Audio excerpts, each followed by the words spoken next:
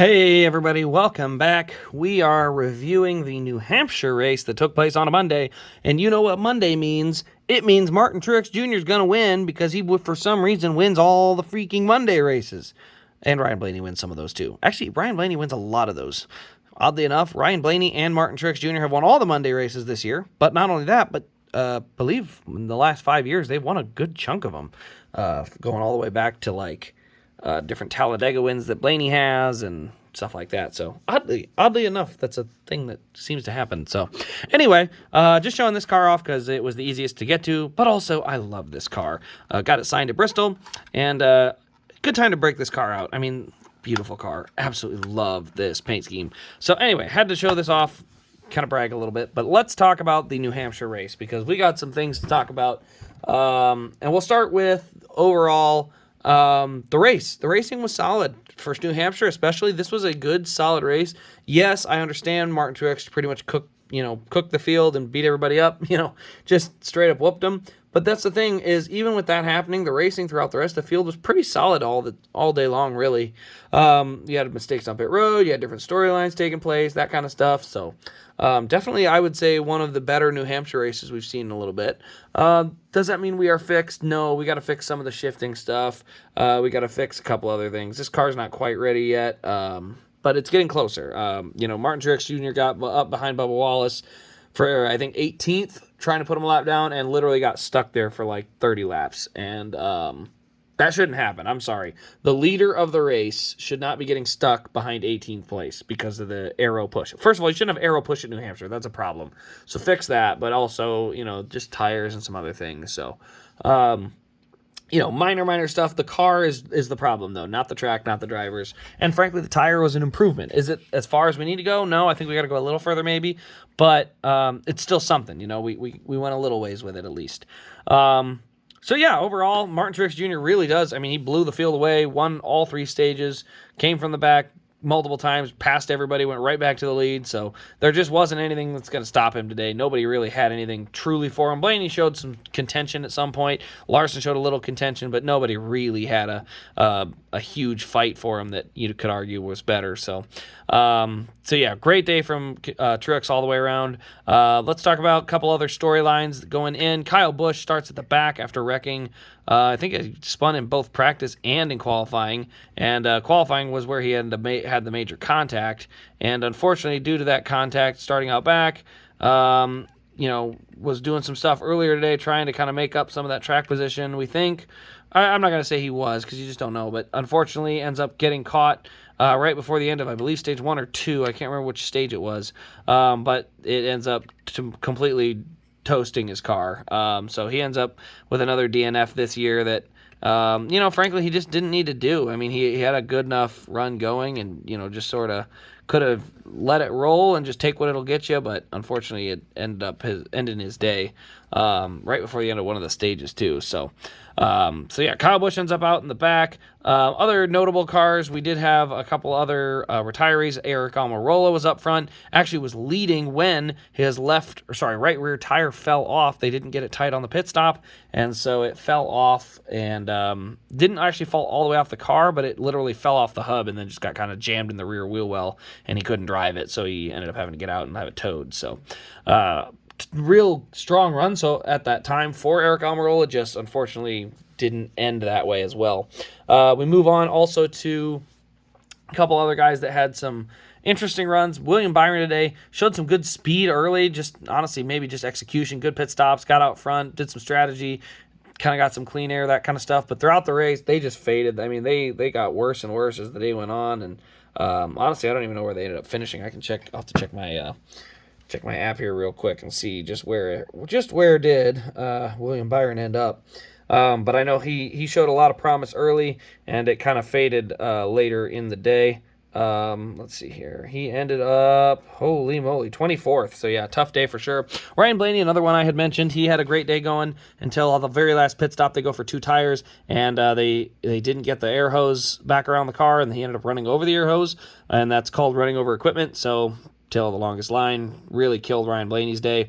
Other notables as far as in the top 10, Joey Logano ends up in second. That's the highest he had run all day. He had run about 5th to 8th all day, just kind of tagged in that little region.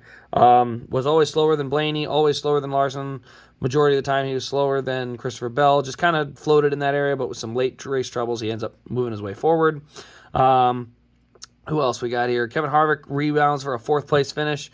Tried some strategy at the end, didn't quite work out on the first front, so he stayed out under the caution, and that actually worked out fairly well. He ends up starting up front, holding the lead, not for super long, but was able to hold the top 5 to the end of the race. Brad Keselowski with another strong run, bringing home in the top 5. Tyler Reddick 6th, Denny Hamlin 7th, Bubba Wallace 8th. Great rebound for him. Austin Dillon 9th and Chase Briscoe 10th. Austin Dillon, I cannot tell you how in the hell he got into the top 10. I mean, he looked like garbage today. He was running back with Chase Elliott in 25th. And, man, through some different pit calls and some strategy, they really capitalized and got a nice top 10 out of it. So way to go, Austin Dillon. Also, Chase Briscoe in the top 10. Another guy that does that. Seems like they run like absolute garbage for the first half of the race, and then they just sort of finagle their way up to the front and get a decent finish when it's all said and done. So they've kind of had a reputation doing that now after they've done it a few times. Eric Jones ends up 11th. Chase Elliott 12th. I had mentioned he'd run on the back. 12th was about the highest he had run all day. He had been very pedestrian all day in that car. Just never showed speed. Michael McDowell 13th. Alex Bowman 14th. We'll get to a little story on that. Chris Buescher 15th. Suarez in 16th. Justin Haley 17th. Stenhouse Jr. 18th, Allmendinger 19th, and Harrison Burton in 20th. Other notables, Ryan Blaney 22nd, Ross Chastain 23rd, William Byron 24th, Austin Cindric 25th, Ty Gibbs 27th, Christopher Bell, not DNFs, had damage, went a couple laps down, 29th, Ryan Preece, battling with Michael McDowell late in the race, got fenced, ended up really killing his day. He goes all the way back to 28th, and as I said, out of the race, Eric Almirola and Kyle Busch. Noah Gragson also went out of the race from a blown brake rotor, so the rookie season from hell continues for him. And Corey LaJoie also, I believe, got back out on the track, so he did not get his first DNF of the year.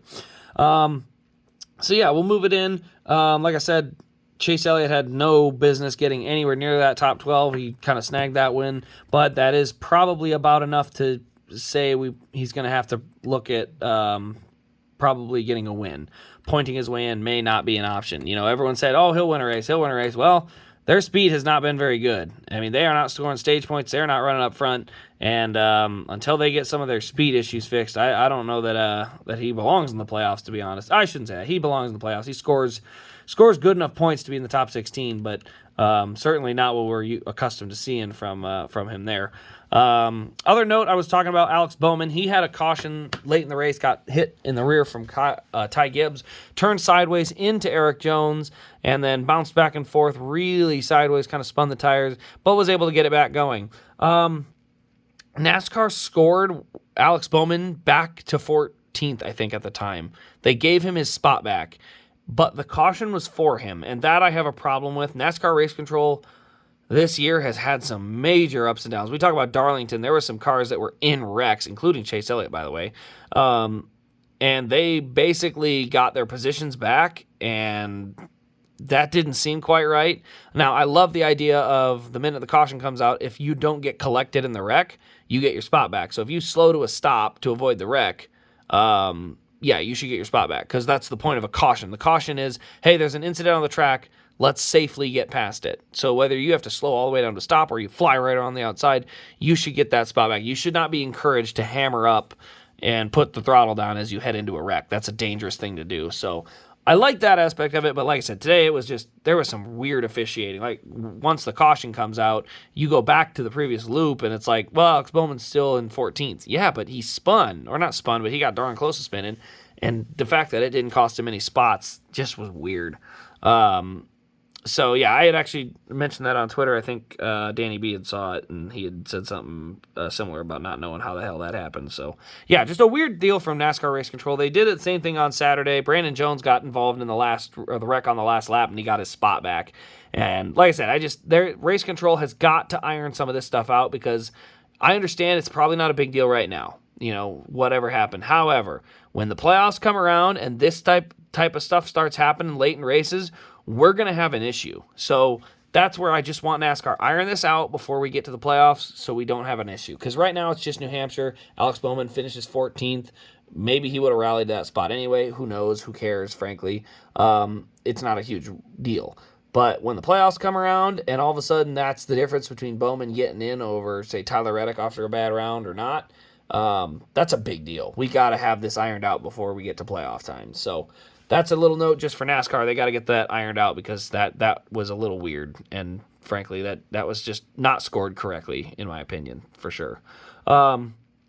But other than that, this was New Hampshire's one race of the year. We will go to Pocono next week, so another race up in the Northeast. Not sure why they put them so close together, honestly. Kind of drawn from the same crowd twice, so may not be the total same crowd, but it just seems like they only have 5 races up there, so spread them out best you can. Might not be a terrible idea for them. But anyway, let me know what your thoughts were on the race today. It was the Crayon 301 at New Hampshire. Like I said, stunk up by Truex for sure, but there was definitely some solid stuff to this race that we can take away from it. So anyway, guys, thanks for watching. This has been Race Craze. If you would be so kind, head over to Facebook, follow the Race Craze Facebook and the RAS Diecast Facebook page.